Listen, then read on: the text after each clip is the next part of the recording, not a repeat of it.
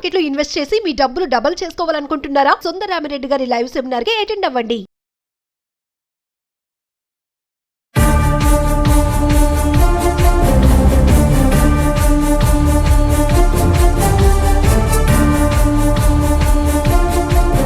నమస్తే, welcome back to Suman TV. Present మనతో పాటు ఉన్నారు ఎనలిస్ట్ మందరి కృష్ణారెడ్డి గారు. నమస్తే సార్. నమస్తే అమ్మా. సార్, ట్రంప్ తీసుకునే నిర్ణయాలు, కొత్తగా H1B వీసా ఫీజు విషయంలో దాని మీద ఒక గందరగోళమే నడుస్తుంది. అయితే H1B వీసా పైన వెళ్ళే వాళ్ళ సంఖ్య చాలానే ఉంది. మన ఇండియన్స్ అప్ టు 75% మన వాళ్ళే ఉంటారు అక్కడ.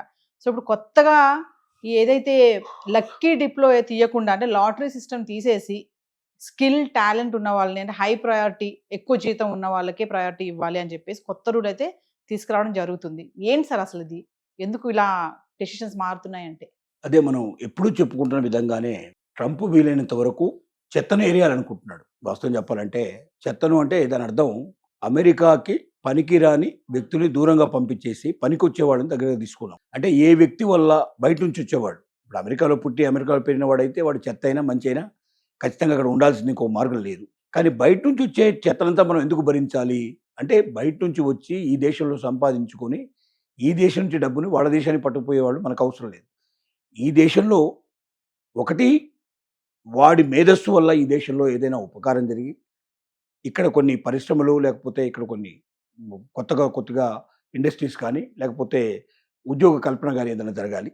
లేకపోయినట్టయితే ఏదైనా దానివల్ల ఆర్థికంగా బలం పుంజుకోగలిగే పరిస్థితి దేశానికి రావాలి. అలాంటి మేధస్సు ఉండేటువంటి గొప్ప వ్యక్తుల్ని మాత్రమే మనం అమెరికాకు ఆహ్వానిద్దాం. వాళ్ళ వల్ల మన దేశానికి లాభం వస్తుంది. దానివల్ల మనకు డెఫినెట్గా ఎంతో కొంత మెరుగుతాం. మనం ఇంకా ప్రపంచ దేశాల్లో నెంబర్ 1 ప్లేస్ నుంచి మనం కిందికి జారిపోకుండా ఇంకా ఎదగడానికి అవకాశం కలుగుతుంది. అంతే తప్ప ఇక్కడ చదువుకోవడానికి వచ్చో, ఇక్కడ ఉద్యోగం చేయడానికి వచ్చో, ఏదో చిన్న చిన్న ఉద్యోగాలు సంపాదించుకొని ఇక్కడ ఎదిగి మెల్లగా ఇక్కడ శ్రీనివాసం ఏర్పరచుకొని ఇక్కడ ఎంతో కొంత సంపాదించిన దాంట్లో కొంత మిగిల్చి కొంత వాళ్ళ దేశానికి పంపించుకోవాలనుకునేటువంటి ఎవరైతే ముఖ్యంగా మధ్యతరగతి వాళ్ళు ఇట్లా ఉన్నారో అలాంటి వాళ్ళు మనకు అవసరం లేదు. దేశానికి లాభం కలిగేటువంటి వాళ్ళని తీసుకుందాం, నష్టం కలిగే వాళ్ళని పంపిద్దాం అనేది నిర్ణయం. అంటే ఒక విషయం చెప్పండి సార్, మామూలుగా మన వాళ్ళు చాలా మంది అమెరికా వెళ్ళిపోయి ఏ పెట్రోల్ బంక్లోనో, ఏ గ్రాసరీ స్టోర్స్లోనో, సూపర్ మార్కెట్స్ ఉంటాయి, అలాంటి దాంట్లో చేద్దాం, ఇక్కడికంటే అక్కడ కొంచెం డబ్బులు ఎక్కువ వస్తాయని ఆలోచించే వాళ్ళందరికీ కూడా ఇప్పుడు చెక్ పెట్టినట్టు అంటారా? అంటే ఆ పెట్రోల్ బంకుల్లో చేసే వాళ్ళంతా కూడా ఎక్కువ స్టూడెంట్సే ఉంటారు.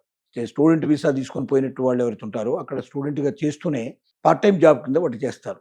వాళ్ళు పెద్ద ఫ్యామిలీతో ఉండరు కాబట్టి, ఒంటరిగా జీవిస్తారు కాబట్టి ఏదో కొద్దిగా కొంచెం ఇన్కమ్ వచ్చినా కూడా వాళ్ళకి సరిపోతుంది. కానీ కంపెనీస్లో కూడా ఎట్లా అవుతుందంటే, పెద్ద గొప్ప వ్యక్తి అందులో పెద్ద పొజిషన్లో పనిచేసే వాడితో పాటుగా వాడికి అసిస్టెంట్స్ కూడా కావాల్సి వస్తుంది.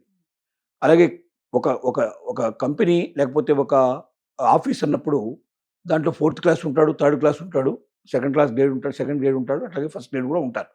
రకరకాల వ్యక్తులు ఉండాల్సి వస్తుంది. ఇప్పుడు అక్కడ ఎవరిని తీసుకోవాలన్నా, అమెరికాలో ఎవరిని తీసుకోవాలన్నా కూడా ఇండియా నుంచి వచ్చేవాడు కానీ, లేకపోతే ఇతర దేశాల నుంచి వచ్చేవాడు కానీ ఇంతకన్నా 4 ఇంతలు ఎక్కువ పేమెంట్ చేయాల్సి వస్తుంది. తర్వాత వాళ్ళు టైం చాలా తక్కువ, అంటే మార్నింగ్ 8 అవర్స్ ఖచ్చితంగా, అంటే 8 అవర్సే పని చేస్తారు. ఒక నిమిషం కూడా ఎక్కువ ఉంటారు అక్కడ. అది అయిపోగానే ఎక్కడుందో పని అక్కడ గిరాట్ వేసేసి వెళ్ళిపోతారు వాళ్ళు, అంతే. ఎందుకంటే వాళ్ళు కరెక్ట్ టైంకి వస్తారు, కరెక్ట్ టైంకి వెళ్ళిపోతారు. మన ఇండియన్స్ లేకపోతే ఇతర దేశాల నుంచి వచ్చేవాళ్ళు అవసరమైతే 1 గంట 2 గంటలు ఎక్కువ ఉండమన్నా ఉంటారు, రాత్రంతా కూర్చొని పని చేయమన్నా చేస్తారు. అట్లా ఏదంటే అది అమికబుల్గా ఉంటారు. రెండోది, వీళ్ళకి ఇచ్చే జీతం అమెరికన్స్కి ఇచ్చే జీతం కన్నా 4 రెట్లు తక్కువ ఉంటుంది. అంటే తక్కువ జీతంతో ఎక్కువ పని చేసే అవకాశం ఉంటుంది. అనేందువల్ల ఈ 2nd 3rd గ్రేడ్లో 4th గ్రేడ్లో ఉండే వాళ్ళు కూడా తీసుకుంటారు. అంటే అమెరికన్స్ తీసుకున్న దానికన్నా వీళ్ళని తీసుకోవడం బెటర్ అనే ఉద్దేశం. అందువల్ల వీళ్ళకి కూడా ఇప్పుడు బాగా అక్కడ విపరీతమైన డిమాండ్ ఉంది. కానీ ఇప్పుడు ట్రంప్ వచ్చిన తర్వాత ఏం చేస్తున్నాడు ఈ పరిస్థితి లోపల, 2nd టైం వచ్చిన తర్వాత వీళ్ళందరూ మాకు అక్కర్లేదు, జల్లెడ పట్టేస్తాం. ఇంతకుముందు లాటరీ విధానంలో ఏమవుతుందంటే, దాంట్లో చిన్నవాడు వస్తున్నాడు, పెద్దవాడు వస్తున్నాడు, అన్ని రకాల వాళ్ళు వస్తున్నారు. ఒకసారి ఆ టైంకి ఈ పీరియడ్ నుంచి ఈ పీరియడ్ ఉండే వాళ్ళకు లాటరీ తీస్తారు. ఆ లాటరీలో 75 నుంచి 85 వేల ఉద్యోగాలు ఒక సంవత్సరానికి నిర్దేశిస్తున్నాడు H1B వీసా లోపల. అంటే అందులో స్కిల్డ్ ఉండొచ్చు, ఎవరైనా ఉండొచ్చు, అందరికీ కలిపి మొత్తం అన్ని దేశాల వాళ్ళ కలిపి అందరు కలిపి దాంట్లో లాటరీలు వేసి కిందకి పైగా వేసేసి దాంట్లో వచ్చి 85,000 టోటల్గా తీసేస్తే, అంటే మిషన్ ద్వారా తీసేస్తారు, ఆటోమేటిక్గా వచ్చేస్తాయి 85,000 వచ్చేస్తాయి. 85,000 ఎవరు ఉన్నాయో వాళ్ళు ఉంచావు. మన దాంట్లో ఏంటి, ఇండియన్స్వే దాంట్లో 4 times to 5 times ఉంటాయి.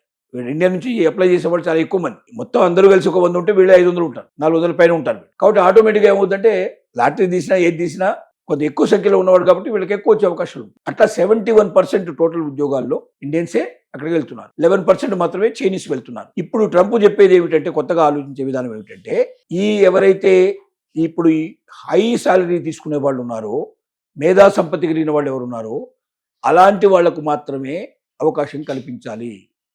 వాళ్ళకి 4 సార్లు అవకాశం కల్పించితే ఒక్కసారి కింది వర్గం వాళ్ళకి ఇవ్వాలి. అలా నిర్ణయించాడు. దానివల్ల ఏమవుతుందంటే 4 times వీళ్ళకి ఛాన్స్, 1 time వాళ్ళకి ఛాన్స్ అన్నప్పుడు 1:4 లాగా వస్తుంది. అంటే 100 మందిని తీసుకుంటే 75 మందిని వీళ్ళు తీసుకుంటారు, 25 మంది వాళ్ళని తీసుకుంటారు. అంటే అప్పుడు ఏమైంది, వాళ్ళు 25% పడిపోతున్నారు. ఇంతకుముందు వాళ్ళు ఈక్వల్గా ఉండేవాళ్ళు, వాళ్ళు 50 వీళ్ళు 50 ఉండేవాళ్ళు.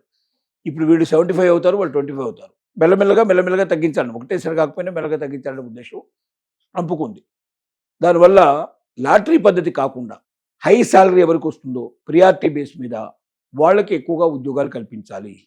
మేధా సంపత్తి కలిగిన వాళ్ళు ఎంత ఎక్కువ సాలరీ ఉంటే అంత ఎక్కువ సాలరీ ఉండేవాళ్ళని ఫస్ట్ ప్రియారిటీ ఇద్దాం మనం. తక్కువ సాలరీ వాళ్ళకి ప్రియారిటీ ఇవ్వద్దు. తక్కువ సాలరీ వాళ్ళు మన దేశంలో కూడా దొరుకుతారు, ఇక్కడే తీసుకోవచ్చు. కంపెనీలు ఏమంటున్నాయంటే అలాంటి మేధావులు మన దగ్గర లేరు కాబట్టి మనం బయట దేశాలు తీసుకోవాలని చెప్తుంది. కాబట్టి మేధావుల వరకు అలవ్ చేస్తాం. వీళ్ళు ఎందుకు అలవ్ చేయాలి? వీళ్ళు మన దగ్గర కూడా దొరుకుతారు కదా, 2nd class 3rd class work చేసే వాళ్ళు మన దగ్గర కూడా దొరుకుతారు కదా. వాళ్ళని కూడా ఇతర దేశాలను తీసుకొచ్చి మన వాళ్ళకు ఉద్యోగాలు లేకుండా చేసి వీళ్ళంతా కూడా ఓట్లేసేవాడు. అందుకే ట్రంప్ ఏమంటున్నాడు, తనకు ఓటర్స్ కావాలి, ఓట్ చేసిన వాడు ముఖ్యం తప్ప ఏదో ఇంకో దేశం మీద సింపుల్ మనం ఎందుకు చూపించాలి. ఆ రకంగా దీన్ని తగ్గించాలనే ఉద్దేశంతో ఇంకా ఇది క్లియర్ కాలేదు, ఇంతవరకు ఇది నిర్ణయించబడలేదు పూర్తిగా, ఇంకా డిస్కషన్ లెవెల్లోనే ఉంది. బహుశా ట్రంప్ అనుకుంటే ఉంది, రాత్రి తెలుసుకుంటే 10 వరకల్లా మార్నింగ్ అలా అయిపోతుంది పరిస్థితి. అలాంటి సిచ్యువేషన్ ఏర్పడ్డా ఆశ్చర్యపడాల్సిన అవసరం లేదు. కానీ ఏదేమైనప్పటికీ ఆ ఆలోచనలో ఉన్నదని మనకు ఇంతకుముందే గత 3 నెలల నుంచి వార్తలు వస్తున్నాయి. ఇప్పుడు వార్తలు ఇంకా బలపడుతున్నాయి.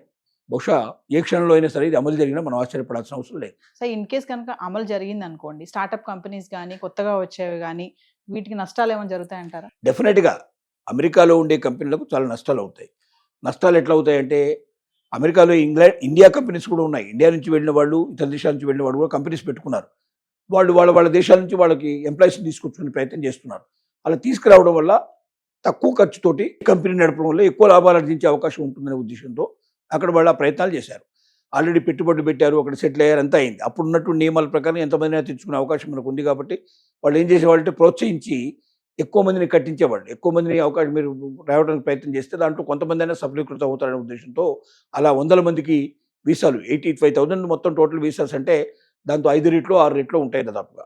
ఒక 4-5 లక్షలు ఎప్పుడు రెడీగా ఉంటాయి.